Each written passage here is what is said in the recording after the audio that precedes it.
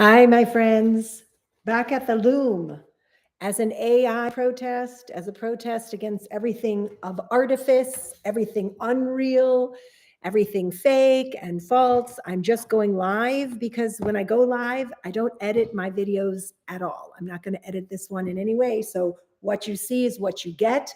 And tonight I want to talk about creativity and intuition. I'm maybe sitting at the loom doing some weaving while I'm doing it. And I have to say two things. We aren't taught how to be intuitive, and we aren't taught how to be creative. And because of that, it's not that we need to learn. Actually, I think those are both innate to everybody, but not being taught that we have those things. In fact, being taught the opposite, that we're not creative folk. I'll tell you this story. Just the other day, I was sitting with some people, I hadn't met them, and I was in an office, and they were talking, and somebody introduced me and said, "Oh, she's a fiber artist." And this woman said, "What's a fiber artist?" I was sort of trying to explain. She was like, "Oh gosh, I'm not creative. I could never do anything like that." And how many people say that they're not creative? And then she started to talk about really what I would consider not even creativity, which is just sort of crafting in the sense of, and I'm not putting down crafting at all, but in the sense of when we just use it as a means sort of comfort and getting in touch, all good things. This is not a judgment, but there is a difference between filling things in or drawing or doing things like that, rather than getting into our own generative creativity. And I want to talk about that today because I had a couple things happen in the studio today that really reminded me how important intuition is and how infrequently we really hear stories about it, and how that's such a missing part of our education, whatever our education is, right? Even if you have a lot of education, believe me, right? They're not teaching that. So welcome back to the channel. This is Sam from thesamanthawild.com. I'm really glad you're here. And don't forget, while you're here, give the thumbs up, subscribe if you haven't already, and just mwah, mwah, mwah, big kisses and hugs for my new subscribers. I'm really happy to have you here with me. And hopefully there'll be something interesting, evocative, inspiring for you as you are a creator of your own life, but also maybe as an artist or a maker or a mother. And you can find me at thesamanthawild.com, where you'll find my fiber art. What about me? Oh, I'm a mom of 6. And I'm also a nationally juried fiber artist. You can see me doing some weaving here. I'm going to tell you about the problems. I can tell you that really what I want to talk about are all the mistakes that I've been making, oh gosh, with my fiber art in maybe the past week, because that's really when we get to tap deep into our creativity. But in the meantime, I was telling you what I am. I've published a few novels. You can find those under Samantha Wild. And, okay, here comes the string coming out. What else am I? Little fiber farmer, spiritual mentor. Oh, and I was ordained as a minister. And someday I'll sit around to chat about that. But let's get back to creativity and intuition. Okay, so here's how the story goes. I had a warp on, and I had a very clear idea with this beautiful purple warp for one of my mystical mystery scarves. It really came to me what I wanted to do, and I put this warp on. This is rayon chenille, and it was just, rayon chenille is a terrible thing to warp with, and I know that, but I like to do whatever I want to do, and I don't want to be bothered with rules or other people's ideas. So I put it on anyway, and took so much time and fixing and blah, blah. I was just being very finicky. And then I had an idea. I knew exactly the colors I was going to weave, and I wove, and then I unwove. And then I wove, and then I unwove. And it kept being like that. It was like stalling and hitting a wall. And I kept going, no, this is what this warp is for. I know what I'm doing. I'm going to do these colors. And it didn't work. And it didn't work. And finally, I just took it all out again, all of it. Tightened the warp threads, started again. And I said, I really just want some turquoise in here. I was going to use blues and pinks and purples. I really just want, you can see some turquoise. And I just started to weave with the turquoise. And I was like, that's it. That's it. Now, why? The thing about intuition is that it comes to us from a place where we might tend to doubt it, right? Why did I want it? It made no sense. This is like purple blues, and I was supposed to be doing purple blues, and I don't even know why. And the second part of the story, which is really the most significant, is that when I weave for somebody. And sometimes I know who that somebody is, and sometimes I don't know who that somebody is. And that's happened to me so many times where, I mean, obviously, if I'm weaving a commission, I know who I'm weaving for. I might even know what they want. But a lot of times I find that I'll weave a piece, I'll be making it on my own, and then somebody will purchase it, they'll find it, they'll fall in love with it, and I'll realize I was weaving for that person all along. But I didn't know it. But we were tied together before they ever saw it on my website or saw it in the studio. We were tied and connected. I mean, the depth of intuition is that we have to reach inside to a place that doesn't really have language, which is very hard for a lot of people. And the other component we need is to have some kind of trust. So when I get this message, like, that's not it, that's not it, that's not the colors, I'm like, but I am actually making this scarf for somebody who wants these certain colors. And then I realize, oh, I thought I was weaving for this one person, but I must not be. I must actually be weaving for somebody else. And my role really creatively, and this is true in all of my creative work, is to listen. And usually what we mistake for creativity is listening to our fears or listening to our judgments. And a lot of people feel like their fear is their intuition. They're like, I just knew something bad was going to happen, or I could just tell something horrible. And a lot of times those things don't come to pass, which makes me think of Mark Twain's famous line, which is, I lived through many. He says, I'm not going to say exactly right. I lived through many terrible things, most of which never happened. That's a good line. And a lot of times that's what we think. We think our fear is our intuition.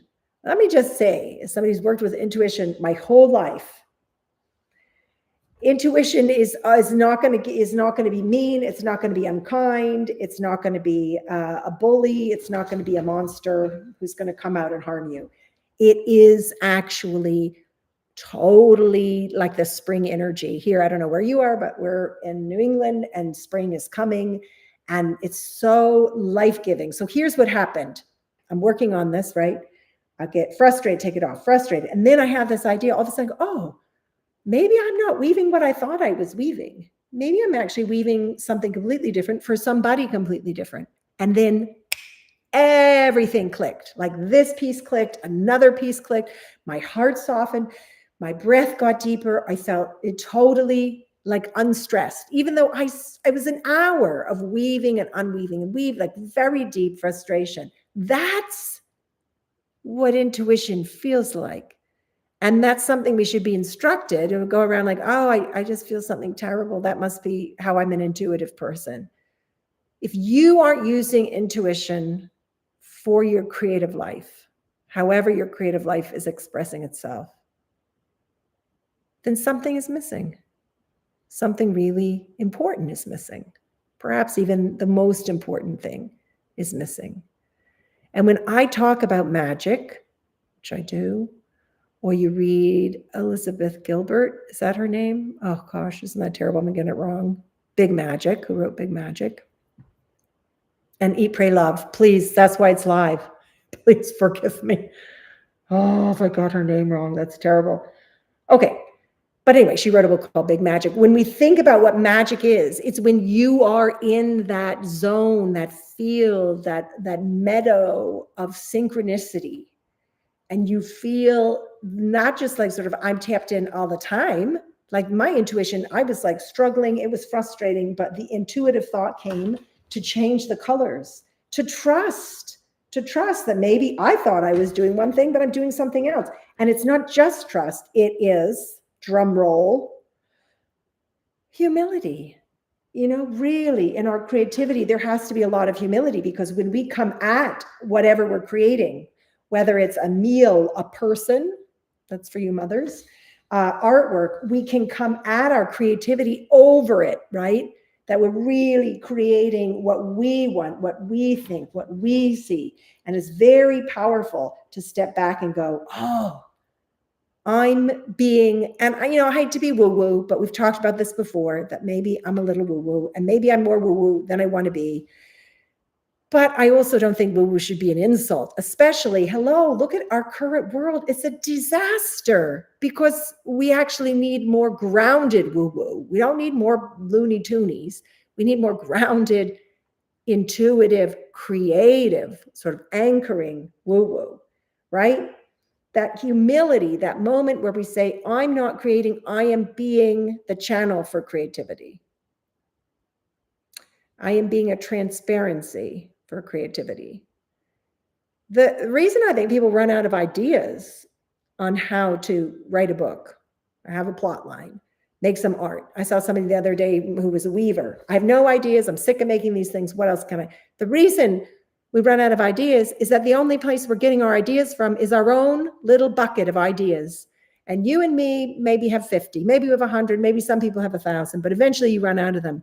You don't want to be dealing with your own bucket of ideas. Your bucket of ideas and my bucket of ideas, they're limited. They come from our family. They come from our history. They're limited by our judgment and by our biases.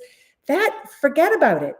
We want the big infinite bucket. We want to be tapped in. And that's what happens when you are dealing with your intuition and you're willing to be humble. And honestly, that's the kind of creativity we need to get ourselves out of, the mess of the world, in addition to what might also be the mess of our own lives, right? Is we need the creativity that is coupled with intuition. And, I could probably say a lot more. But I don't want to go on and on forever. I like to keep these basically about the length of time it is now.